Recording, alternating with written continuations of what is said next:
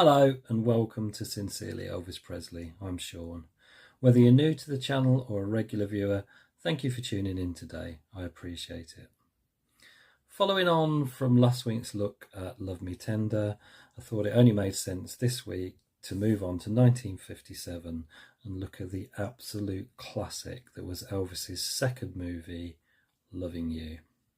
Now, to me, in many ways, I call it, obviously it's Elvis's second movie chronologically, but in my mind I've almost always thought of it as Elvis's first proper movie, because as I said last time, he was kind of parachuted into Love Me Tender, and it wasn't a specific Elvis movie as such, whereas Love Me Tender is a complete movie centered around Elvis. It's a stylized version of his life story up until that point. It showcases, I think, probably the first and last time that we really see the rebel Elvis performing in front of a camera on the big screen. And I'll quantify that really by the fact that in Love Me Tender, it was kind of set in the American Civil War. The songs, the 4 tracks that he performed in there weren't particularly real out and out rockers, whereas that's exactly what we get in Loving You. We see him, really let rip, and some of those performances as he's being filmed on the stages there. And we don't really see that again. We don't see it in Jailhouse Rock because certainly with Jailhouse Rock itself, it's a choreographed dance number, and he doesn't really cut loose in the way he did, I don't think, in any of the numbers there, and not in King Creole either. And even when you're getting something, it's not pure rock and roll in King Creole, is it? It's got a Creole New Orleans flavour behind it all, but it's not purely the rebel Elvis anyway, because the sideburns have gone by the time you get to King Creole. So to me, Loving You kind of distills that rebel Elvis on the screen probably better than anything else had done before and never did since. So, I think it's important for that. It's Elvis's first colour movie, so we go from the black and white of Love Me Tender to colour Loving You, and then back to black and white for the next 2 movies, Jailhouse Rock and King Creole. So it kind of stands apart like that. But the one regret I have to say is I'd love to be able to say, and here's the Blu-ray that you can see it in fantastic high definition. Of course, you can't, because no Blu-ray yet exists. Now, I believe that's down to songwriting, publishing, royalty issues. Certain composers of some of the tracks within it are obviously wanting too much. And there's this sort of favoured nations agreement where if one publisher of a song in the movie gets it, then everyone has to get it. So it then increases the cost of actually getting that out onto the home market, because you've got to pay more for royalties. So I think that's holding it up. I believe that not all that long ago in recent history, they were working on a Blu-ray version, but for whatever reason that didn't appear, got stalled. So unfortunately, your only way to see it really is on DVD. Now, this, I believe, is the first DVD version that was released, and I'm saying that from the case. I mean, we didn't see cases like that for DVDs very long. But I'm also led to believe that this is the best version. So any of the versions that came after this aren't as good. So I've been told.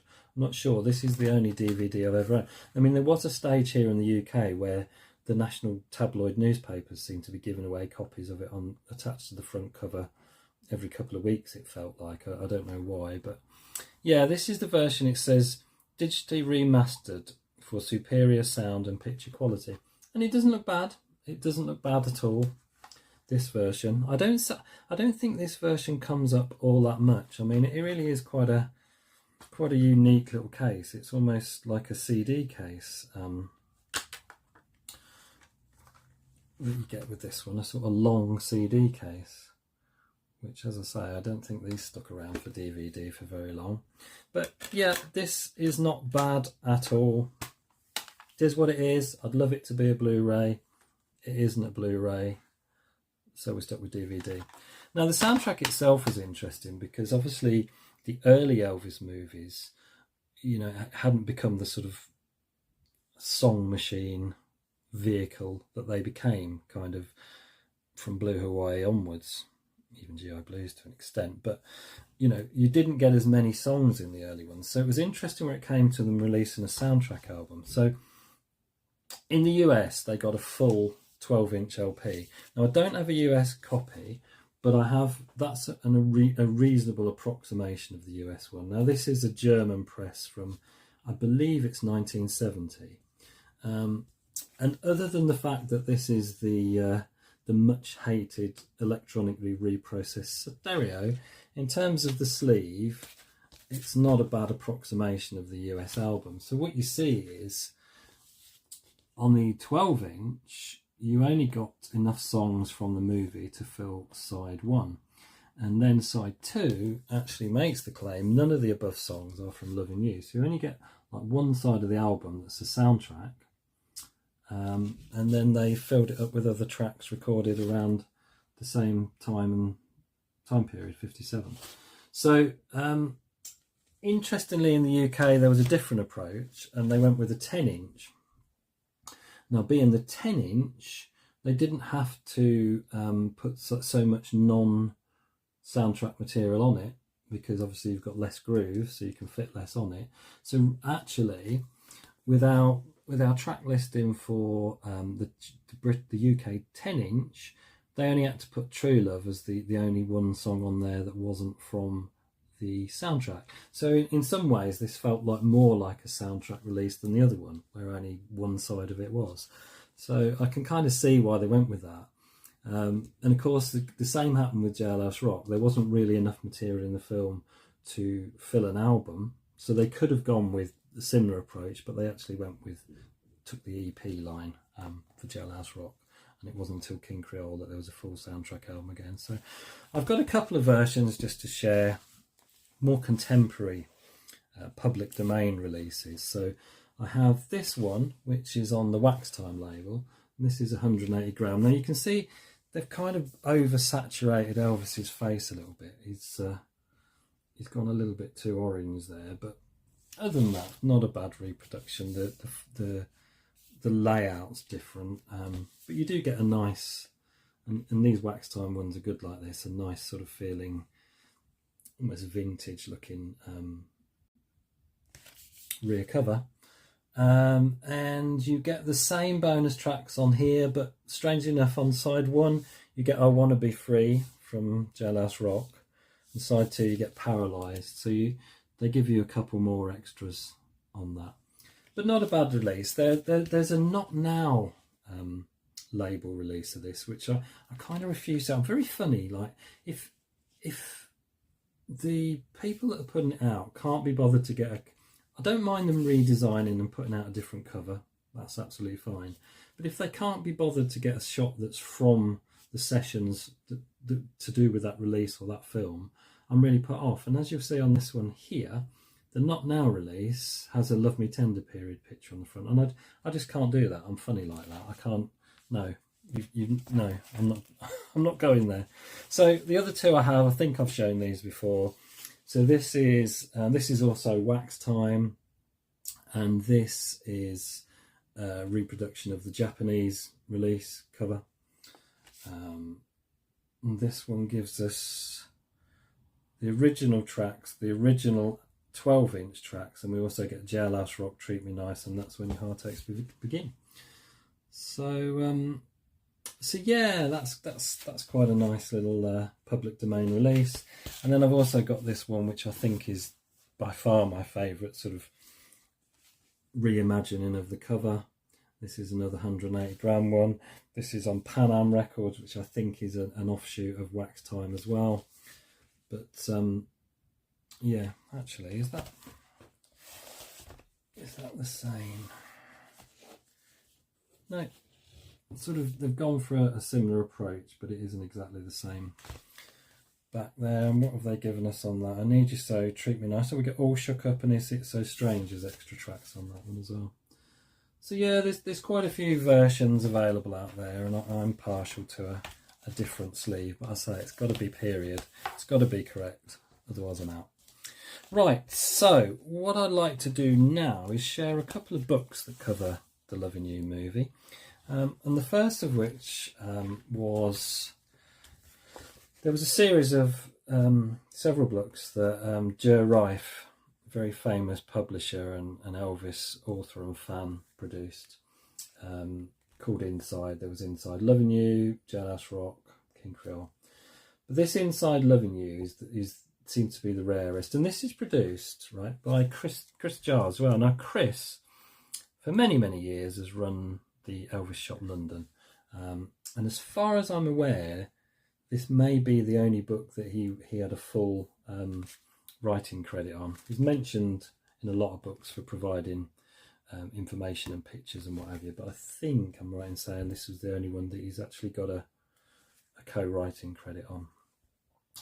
In fact, I think it may well be that this is totally credit to him and it's just Rijff that's publishing it. I can't remember now. But what's interesting to me straight away as I open it up, Running Wild Productions. Now Running Wild was one of the working titles for Loving You, so to produce a book on Running Wild Productions, it is a really nice little nod to what it actually was. So okay, what would we get? We get a bit of a timeline introduction, so we're getting a bit of background. We're at the 1956 Tupelo, Mississippi fair. So where do we get into Loving You?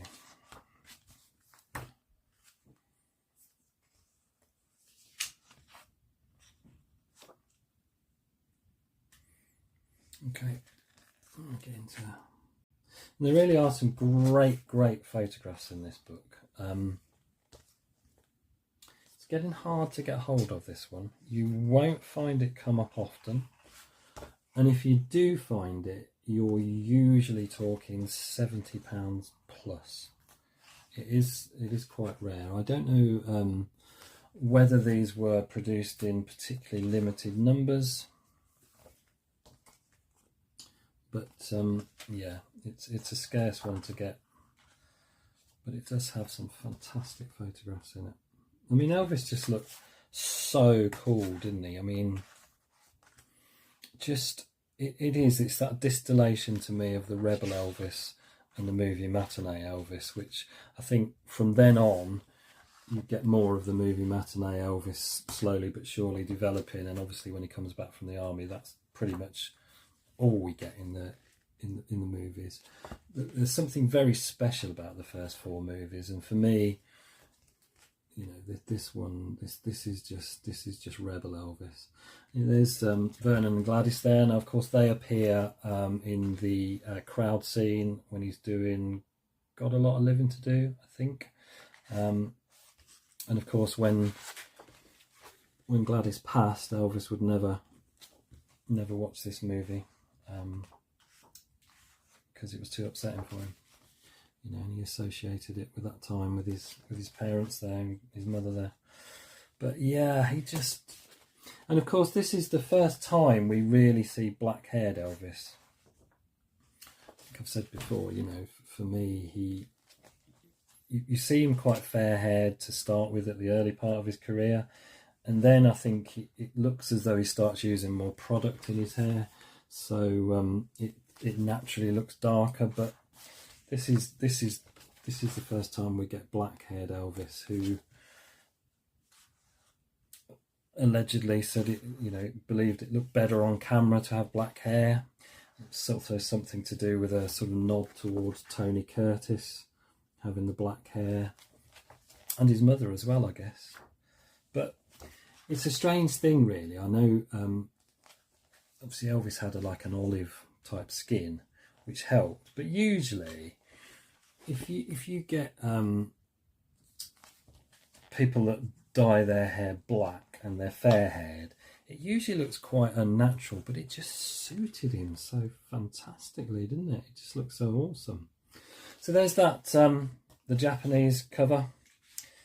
And then we get, it's just a very brilliant book, this one. I highly recommend picking it up if you come across it. But as I say, it's not particularly easy to get your hands on. But it does offer something different in terms of all the bits and pieces of memorabilia and the rare stuff that's in here. You're not going to find it anywhere else. Even when we get to the next book, which is the FTD book, you're not really duplicating what you get in that book by having this one. I'd say it's well worth having both if you can. And in some ways, I think these are the only two that I can think of that are specifically books dedicated to loving you, which is a shame. I just think in some ways it deserves more attention. We haven't got it on Blu-ray, and we certainly haven't got the wealth of books on it that we have for other areas of and periods of Elvis's career. So it's a bit of a shame, really. But yeah, it's fantastic, this book, fantastic. And if you get the chance, I'd heartily recommend you pick it up, because it's really, really good. I think if I remember rightly, you get an advert for Chris's Elvis shop London when he used to have a physical shop, which unfortunately doesn't have anymore. So when was this one produced? I think it was... When would this have been? Can't actually find a date. You can often get that with books. It's not automatically obvious, but I want to say this is a good early 2000s, I would have said. Probably late 90s, early 2000s. So there's Inside Loving You. And then we get the FTD book, Something for the Girls, which Running Wild was a working title of Loving You, as was Something for the Girls, which is one of the lines that the Elizabeth Scott character says in the film. So this is a 2013, follow that dream production. I have got, unfortunately, a copy that's had a bit of battering on it, but there's not a lot you can do about that once the postman's kicked it around. So we do get, being an FTD release, we do get an accompanying CD with the soundtrack and some alternate takes on it. But this one's packed with information, and I said I don't think you're getting a duplication of what you've got if you get the Inside Loving You. We all know FTD books, the level of quality you get is pretty much unsurpassed, and this one's no different. But I'm pretty sure early on, there's the screen test he was doing for The Rainmaker 56. Pretty sure early on it does refer to the title as being Running Wild. I think I've seen it somewhere, or am I imagining it? Signing the movie contract with Hal Wallace. Look at the clarity on those photographs. Just, what they tracked down and the pristine quality they managed to produce them in. It's just mind-blowing. How Cantor to direct Presley film. So this is the Oakland Tribute, Tuesday, December the 11th, 1956. Hal Cantor, writer and director, has been signed by Hal Wallace to direct Running Wild, Elvis Presley starrer, which gets underway at Paramount early next year. Cantor recently made his debut as a motion picture director at RKO, where he megaphoned an I Married a Woman comedy starring George Gobel and Diana Dawes. Prior to that assignment, he produced, directed and wrote the Gobel television show for 2 years. Running Wild, a drama with music, is about a young country singer whose early records get in the hands of big city operators who try to exploit his talents for their own uses. Herbert Baker has written the screenplay. So, yeah, Running Wild. Running Wild or Loving You? What do we think? Kind of like Running Wild. because we'd already had Love Me Tender, so Loving You was a little bit of a continuation of more of the same in terms of the title. So Running Wild would have been different, wouldn't it? But yeah, this book, you get just the layout. It's just such a beautiful title. And this is another one it still turns up, but it's FTD, so it's getting pricier and pricier. So you get an introduction to the cast. Each one of the cast is introduced, the movie, background to it. And then if I remember rightly, you get the actual short story that was produced, was printed in, where are we? A Call from Mitch Miller, which was printed in Good Housekeeping magazine originally. And this was the short story that the Loving You script was based on. In fact, I think A Call from Mitch Miller may well have been one of the working titles for the film. I know it went through several, but just glorious. And I think, you can already see from how it's laid out and the sort of things that are in it that it isn't really a duplication of Inside Loving You. So, sometimes when you have more than one title on the same period, there's a lot of duplication. You kind of feel which one of those do I need both of them?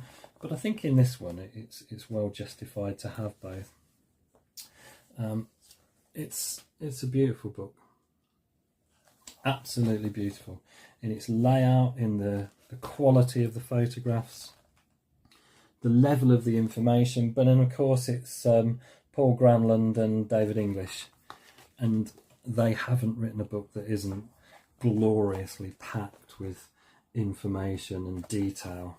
They really are a fantastic collaborative pair working on these FTD books. I can't praise what they do highly enough. I'm sure anyone that's owned and read their material will agree with me. But just some glorious photographs from a glorious film. It really is. I mean, sometimes I think it's probably up there as my favourite Elvis movie. That does fluctuate, but my three favourites are this one and the next two. And I know that's a little predictable, going for those three 50s movies, but he was never really the same again when he came back from the army in terms of Hollywood, was he? Not only and we can say, they put him in it was Blue Hawaii that sort of started the trend for all the colourful romantic travelogues packed with songs. And yeah, that's true to a certain extent, but there were serious roles. There was Flaming Star, there was Wild in the Country, but they weren't the same. The rebel had already been tamed in some ways. This distillation of the youthful rebel was gone, in terms of a Hollywood persona anyway, but it was still very much present in those pre-army movies, and that's why I love them so much. They're of their own type, and I just think they're untouchable. And I guess really I've got a very soft spot for Loving You, for the fact that it's in Technicolor, so you get to see that early rebel Elvis in glorious colour, which you don't get in Jailhouse Rock and King Creole. So to me, I think on a given day, I think probably Loving You sort of tops it for me. Let me know in the comments what you think. It's always a bit of a hot potato, isn't it? What's your favourite Elvis movie? But I just think, and I think Loving You is one of the ones that's not as well known as well. I've mentioned it to people who aren't Elvis fans, and they know Jailhouse Rock and kind of know King Creole, but they've never heard of this one. So it's a shame, really, because, as I say, it's just for me just fantastic. I mean, he's this Deep Rivers character and this sort of this loneliness and this longing for to belong that the character has. It's you know, there is a sullen sort of melancholy about him, and he certainly, when you get to Jailhouse Rock, he's a lot more street smart, and he's a lot, you know, he's a lot more tough and detached in the way that character comes across. But again, you know, that's Elvis being able to demonstrate, you know, shades of character acting even as early as his second movie. You know, there's no comparison between Clint Reno and Deep Rivers, because some people are willing to just write Elvis off. He was just himself. You know, he wasn't really a proper actor, but of course he was. Of course he was. That's not a shot you see very often. The clothes he's got on, you wouldn't think of that as a Loving You outfit, I don't think. He's very very formal there. And of course the publicity shots in the red and white sweater, pretty famous, and dare I say it, iconic. It's just beautiful.